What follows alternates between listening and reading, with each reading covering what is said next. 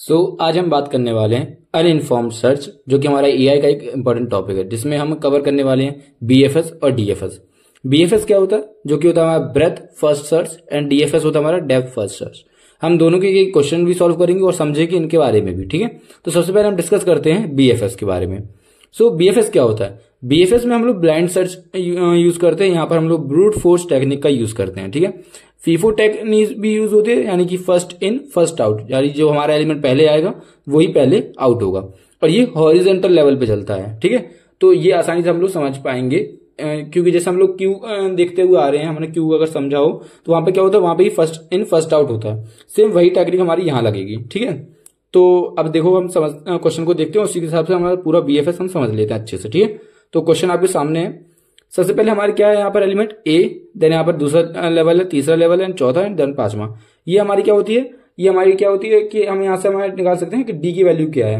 Okay, तो जैसे अगर हम इसका जो लेवल होगा वो यहाँ पर क्या निकलेगा, यहाँ पर सबसे पहले डी की वैल्यू 0 होगी, यहाँ पे डी की वैल्यू 1 होगी, डी की वैल्यू यहाँ पे 2 हुई, डी की वैल्यू 3 और डी की वैल्यू यहाँ पर 4। तो ये हमारी क्या आ गई? डेप्थ आ गई है। कितनी हमारी? 4 है। और ब्रांच कितनी हमारी? 3, 1 2 3, ठीक है। तो यहां से हमारी टाइम कॉम्प्लेक्सिटी हम निकाल सकते हैं। अगर हम लोग एआई में देखें तो टाइम कॉम्प्लेक्सिटी क्या होती है एआई में? ओ बी की पावर डी। बी हमारी ब्रांच और डी हमारी डेप्थ। डेप्थ हमारी आई है 4, और ब्रांच स्टार्टिंग में देखते हैं हम लोग रूट नोड की। रूट नोड की ब्रांच कितनी है? 1 2 3, यानी 3। तो हमारा जो कॉम्प्लेक्सिटी आएगी वो 3 की पावर 4। ओके, तो ये तो हमारी हो गई कॉम्प्लेक्सिटी की क्या आने वाली है। अब हम इसे मतलब क्यू के फॉर्मेट में रखेंगे और सॉल्व कैसे करेंगे वो भी देख लेते हैं। तो सबसे पहले हम क्या करेंगे, एक हमारे बॉक्स बनाएंगे और सबसे पहले हम इंसर्ट कर देंगे ए को करेंगे हम इंसर्ट, ठीक है। तो अभी हमारे क्या है एलिमेंट, हमारे पास क्या है? ए, ठीक है। अब हम ए को ही हम यहाँ पे क्या करेंगे? रिमूव करेंगे। ए को हम जैसे ही रिमूव करेंगे तो जितने एलिमेंट उससे जुड़े होंगे वो सभी इंसर्ट हो जाएंगे साथ साथ। तो हमारे पास क्या आ जाएगा? बी आ जाएगा, सी आ जाएगा और डी आ जाएगा, ठीक है। बी सी डी आ गया। अब जो स्टार्टिंग में बस उसी को हम रिमूव करेंगे। बी को हमने रिमूव किया तो बी से हमारे साथ कौन कौन से एलिमेंट लगे हुए हैं? ई और एफ। तो हमारे यहां पे क्या आ जाएगा? सी और डी पहले से था, और ई और एफ जो है वो भी हमारे इसमें आ जाएंगे साथ में। क्लियर? अब जो पहला एलिमेंट है उसे हम रिमूव करेंगे। पहला एलिमेंट क्या है? सी। सी को हटाएंगे तो सी के जो एलिमेंट है, मतलब जो उसके चाइल्ड नोड है, जी और एफ, वो भी हमारे क्या हो जाएंगे? इंसर्ट हो जाएंगे, ठीक है। तो हमारे पास डी है, ई है, एफ है, जी हो गया और एच हो गया, ठीक है। अब हमारा पहला क्या है? डी। तो हम डी को जैसे रिमूव करेंगे तो डी का चाइल्ड क्या है? आई। तो आई भी अब क्या हो जाएगा? हमारा इंसर्ट हो जाएगा। तो हमारे पास अब क्या आ जाएंगे? ई, एफ, जी, एच और आई, ठीक है। अब यहां पे अगर हम देखें तो अब सबसे पहले क्या है? हमारा ई है। ई को रिमूव करते ही ई के चाइल्ड नोड क्या है? जे और के। तो अब हमारे जे और के भी क्या हो जाएंगे? इंसर्ट हो जाएंगे साथ में। तो अब हो जाएगा एफ, जी, एच, आई, जे और के, ठीक। अब हमारा क्या होगा? एफ यहां से रिमूव होगा, ई हमारा रिमूव होगा, तब एफ होगा। एफ का कोई चाइल्ड नोड है? नहीं। तो अब हम क्या करेंगे? कुछ नहीं करेंगे। हमारे पास जितने जो एलिमेंट बचे हैं बस वही लिख देंगे, जी, एच, आई, जे और के, ठीक। अब हमारा स्टार्टिंग क्या है? जे। जी को हमने हटाया। जी के चाइल्ड नोड क्या है? देखो, जी का एल है, तो हमारा एल इंसर्ट हो जाएगा। तो हमारे पास हो जाए एच, आई, जे, के, एल। क्लियर? देखो एल आ गया, ठीक है।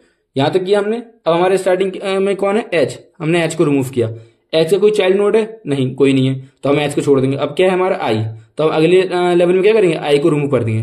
देखो, अगर आप किसी यूनिवर्सिटी का पेपर लिखने वाले हैं तो आपको प्रॉपर हर एक स्टेप दिखाना पड़ेगा, ठीक है, जिसमें आपके पेज ही बढ़ जाएंगे और आपकी जो नंबर है वो भी ज्यादा आएंगे, ठीक है।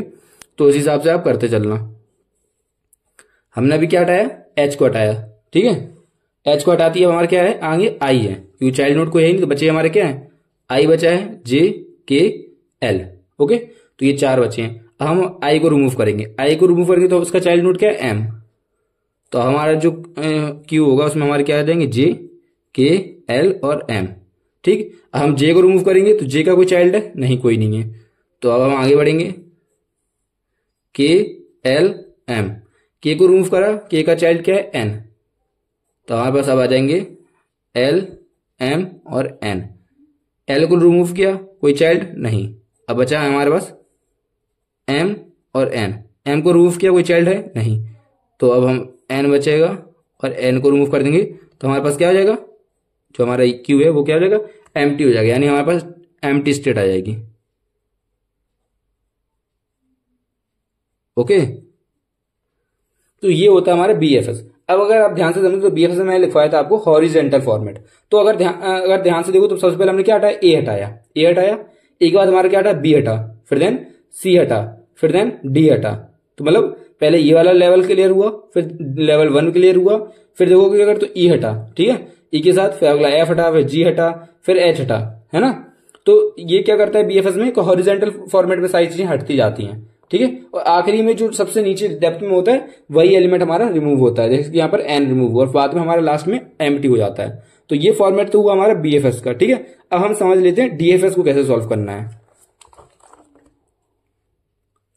अब हम बात करने वाले हैं डीएफएस की, डीएफएस क्या किस तरीके से वर्क करता है। डीएफएस क्या करता है, स्टैक बेस्ड फॉर्मेट में काम करता है। यानी हम लोग पिछले बीएफएस में क्या कर रहे थे, क्यू फॉर्मेट चल रहा था, है ना। तो यहाँ पर हमारा क्या होगा, स्टैक बेस्ड होगा। यहाँ पर last in first out technique लगेंगे, यानी जो लास्ट में एलिमेंट होगा वही सबसे पहले क्या होगा, बाहर हो जाएगा। बीएफएस में क्या हो रहा था भाई, जो फर्स्ट इन हो रहा था वही फर्स्ट आउट हो रहा था, लेकिन यहाँ पर जो लास्ट इन होगा वही पहले आउट होगा, ठीक है। और बैक ट्रैकिंग इसमें अलाउड होती है। ओके, तो अभी हमारे पास कभी एक क्वेश्चन है, इसे भी हम सॉल्व करते हैं और आसानी से समझ लेते हैं कि इसे भी हम कैसे करने वाले हैं, ठीक है। और हाँ, जितने स्टेप में मैं करूंगा उतने स्टेप में करूंगा, तो आई होप आपके पेज की संख्या बढ़ जाएगी। और यूनिवर्सिटी में अगर कुछ कर रहे हो तो आपको क्या होगा कि उसमें आप ज्यादा नंबर ला सकते हैं, ठीक है। तो यहाँ पे भी सबसे पहले हम क्या करेंगे, डेप्थ निकाल लेते हैं।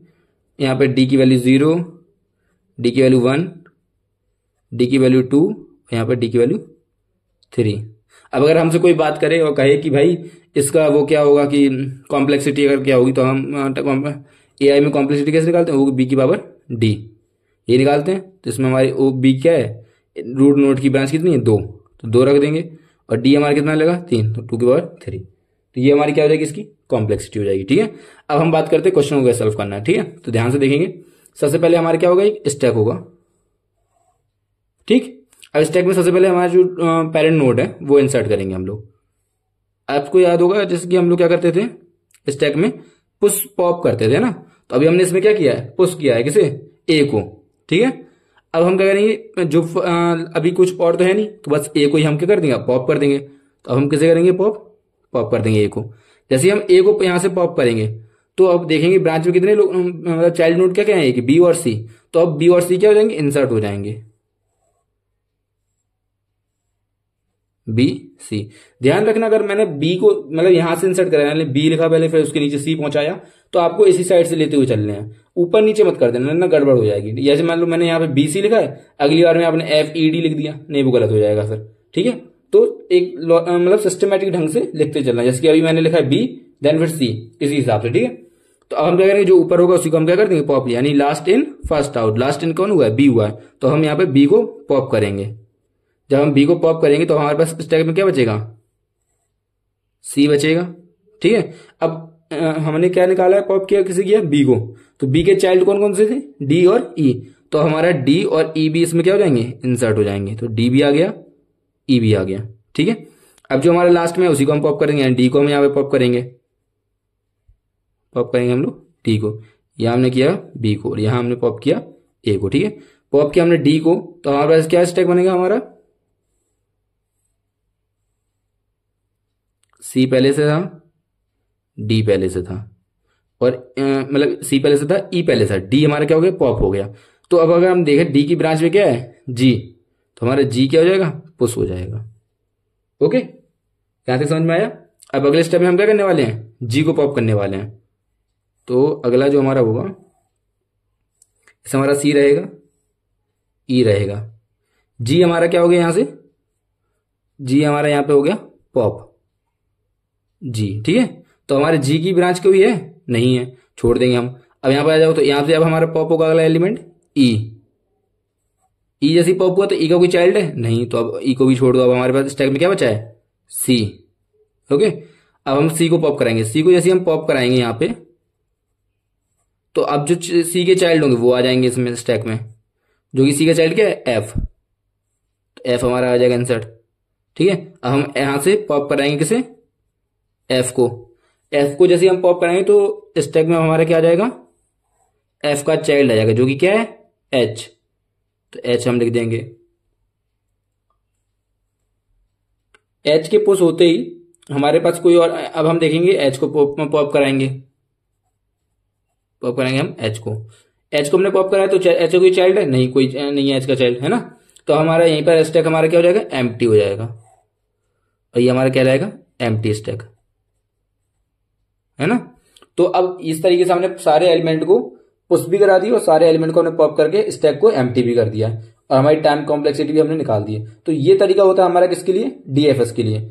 यहाँ पे हमारा जो क्वेश्चन है वो ऐसे हॉरिजेंटली नहीं चल रहा है। अगर आप देखो सबसे पहले हमने क्या किया, ए किया, फिर बी पॉप हुआ, उसके बाद डी हो गया, यानी ए बी डी, और डी के बाद हमारा जी हुआ, ठीक है, ध्यान से देखना। और जी के बाद हमने फिर क्या किया, ई के बाद हम कहां पहुंच गए, सी के बाद फिर एफ और एच। तो कुछ इस तरीके से जो हमने पढ़ते आते थे ना डेप्थ फर्स्ट सर्च, यानी वो नीचे वाले एलिमेंट, मतलब आपने अगर सेकंड ईयर में पढ़ा हो तो उस हिसाब की एक टेक्निक होती है डीएफएस, उस हिसाब से हमने इस तरीके को, इस क्वेश्चन को सॉल्व किया है, ठीक है।